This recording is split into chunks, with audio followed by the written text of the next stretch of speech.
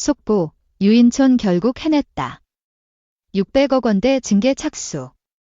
600억 원대 징계 착수, 유인촌이 결국 해냈다. 유인촌 문화체육관 관광부 장관이 피파, 국제축구연맹, 가 문체부 감사와 관련해 징계 가능성을 언급한 공문을 보낸 것에 대해 의례적인 절차라고 평가하며 절차적 하자가 드러난 홍명보 축구대표팀 감독에 대해선 재선임 절차를 밟아야 한다고 밝혔다. 유 장관은 7일 국회 문화체육관광위원회 문체부 국정감사에 출석. 피파가 축구협회에 보낸 공문은 의례적인 절차로 본다. 저촉되지 않게 할 것이라며 축구협회에 대한 감사는 끝난 게 아니라 이제 시작이라고 말했다. 피파는 지난달 30일 국회 문체위 현안 질의와 문체부 감사를 언급하며 축구협회 행정의 자율성을 확보해야 한다는 취지의 공문을 협회에 보냈다. 피파는 정관 13조와 14조에 각국 축구협회는 제3자의 간섭을 받아서는 안 된다와 정치적 간섭으로부터 독립적이어야 한다는 규정을 명시하고 있다. 유 장관은 피파가 축구협회를 제재할 가능성은 없을 것이라고 밝히며 경고성 공문을 보낸 배경을 살펴보겠다고 말했다. 문체부는 지난 2일 홍명보 감독 선임 절차에 대한 중간 감사 결과를 발표했다. 문체부는 홍 감독과 위르겐 클린스만 감독 선임에서 모두 내부 규정이 지켜지지 않은 점이 확인됐다고 밝혔지만 절차적 문제가 있다고 해서 홍 감독의 계약을 무효로 볼 수는 없다고 판단했다. 유인촌 장관은 당장 홍 감독을 해임할 수는 없지만 감독 선임은 공정한 과정을 다시 거쳐야 한다고 생각한다. 저희 입장에선 공정한 절차를 다시 거치도록 요구할 생각이라며 감사 이전에도 공정하지 못했다면 절차를 다시 밟아야 한다고 얘기한 적이 있다. 그 과정은 아직 진행 중이라고 생각하고 그 의미는 변하지 않았다고 말했다. 유인촌 장관은 정몽규 대한축구협회장의 사선 도전과 관련해선 허용할 수 없다는 방침을 다시 밝혔다. 그는 대한체육회 스포츠공정위원회에서 정 회장의 출마를 승인하더라도 시정명령을 내릴 계획이며 그것도 안 되면 승인을 불허하겠다는 입장을 표명했다. 다만 대한체육회장은 문체부 장관의 승인을 받아야 취임할 수 있지만 종목 단체장의 인준권은 대한체육회에 있다. 2. 뉴스레시피 축구대표팀 감독 선임 공정하게 이루어지려면 국제축구연맹이 최근 진행 중인 문화체육관관광부, 이하 문체부의 대한축구협회, 이하 축구협회, 감사와 관련해 징계 가능성을 경고하는 공문을 축구협회에 보냈습니다. 축구협회 관계자는 3일 이 공문에 대해 국회 문화체육관광위원회, 이하 문체위, 현안 질의와 문체부의 감사를 언급하며 축구 행정의 자율성을 확보해야 한다는 내용이라고 밝혔죠. 축구협회는 앞서 홍명보 축구대표팀 감독 선임 과정에서 정해진 절차를 지키지 않은 사실이 드러나 축구계 안팎의 비판을 받았는데요. 이와 관련해 정몽규 회장과 홍 감독을 비롯한 축구협회 핵심 인사들이 국회 현안 질의에 증인으로 출석해 추궁을 당했죠. 문체부 또한 지난 7월부터 축구협회 행정 전반에 대해 강도 높은 감사를 진행 중이고요. 당초 축구협회와 관련한 국내 상황을 인지하고도 관망하던 피파가 공문을 보내며 본격적으로 행동에 나선 건 국회와 문체부가 협회에 압박을 가하는 상황에 대해 일정 부분 제동을 걸기 위한 의도로 풀이됩니다. 피파는 정관 14조, 15조, 19조 등을 통해 회원협회는 독립적으로 운영돼야 하며 제3자의 간섭을 받아서는 안 된다. 모든 정치적 간섭으로부터도 독립적이어야 한다고 명시했죠. 하지만 국회 현안 질의와 문체부 감사 등 현재까지 진행된 상황만으로 축구협회가 피파의 징계를 받을 가능성은 낮다는 게 전문가들의 일치된 견해입니다. 2010년 프랑스 의회가 자국 축구대표팀 경기력 논란이 불거지자 감독과 축구협회장을 불러 청문회를 실시한 바 있는데 당시에도 피파는 경고 수준에서 상황을 마무리했죠. 이와 관련해 과거 AFC에서 근무한 축구 관계자는 피파가 이 시점에 경고성 공문을 보낸 건 한국 정부와 의회가 축구협회장 또는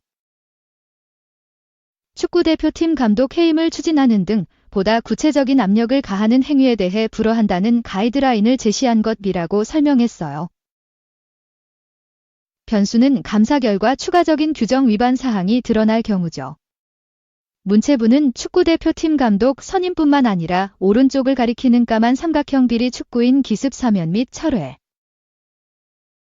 오른쪽을 가리키는 까만 삼각형 천안축구종합센터 건립 관련 보조금 집행 및 차입금 실행, 오른쪽을 가리키는 까만 삼각형 지도자 자격 관리, 오른쪽을 가리키는 까만 삼각형 기타 운영 관련 사항 등도 면밀히 들여다보고 있습니다.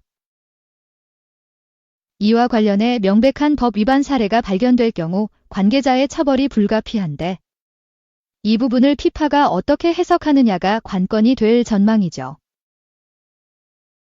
유인촌 문화체육관 관광부 장관이 현재 감사 중인 대한축구협회에 대해 거듭 날을 세웠죠. 정몽규 축구협회장의 차기 선거 출마에 대해 강력한 어조로 부정적인 입장을 피력했고 홍명보 축구대표팀 감독에 대해선 재선임 절차를 거치라고 권고했어요. 유 장관은 7일 국회 문화체육관광위원회 국정감사에 출석해 축구협회 관련 질문을 받고 홍명보 축구대표팀 감독 선임 과정에 대해 만약 불공정하면 절차를 다시 밟아야 할 것이라는 이야기를 한 적이 있다면서 축구협회에 대한 감사는 아직 진행 중이며 앞서 내놓은 발언의 의미 또한 변하지 않았다고 말했습니다. 문체부는 지난 7월 홍명보 감독이 축구대표팀 지휘봉을 잡은 이후 선임 과정에 대해 축구계 일각에서 불공정 의혹이 제기되자 감사에 착수해 마무리 단계에 있죠. 지난 2일에는 중간 결과를 발표하며 홍명보 감독은 물론 전임자 위르겐 클린스만 독일 감독 선임 과정에도 절차상의 중대한 문제점이 발견됐다는 결론을 내놨어요. 앞서 중간 결과 브리핑에서 감사 담당관이 홍명보 감독 선임 과정에서 절차적 하자가 있다고 해서 계약 자체를 무효로 볼 수는 없다고 언급한 것에 대해 유 장관은 결과를 뒤집진 않더라도 공정한 과정을 다시 거쳐야 한다는 생각을 갖고 있다면서 제대로 된 절차를 밟도록 축구협회에 요구할 생각이라고 말했어요.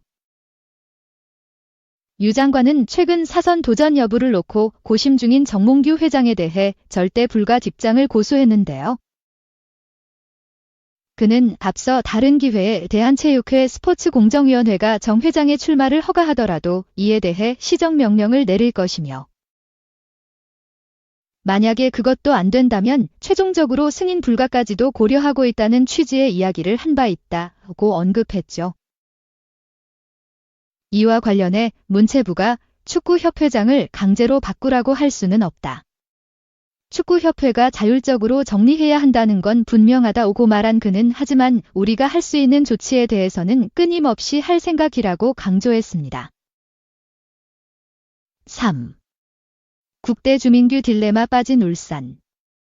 이전 전패 ACL이 최하위 지옥, 이번에는 탈출할 수 있을까? 울산 HD가 기상저온에 시달리고 있다. K리그 1 챔피언 자격으로 2024에서 2025 시즌 출범한 아시아 챔피언스리그 엘리트 디하 ACL이 무대에 올랐지만 동아시아 12개 팀 가운데 꼴찌다. 일본 제1리그 팀들의 이전 전패로 자존심을 구겼다. 울산은 지난달 18일 안방에서 가와사키 프론탈레에 0대1로 패한 데 이어 2일 요코하마 마리노스와의 원정 경기에서 0대4로 참패했다.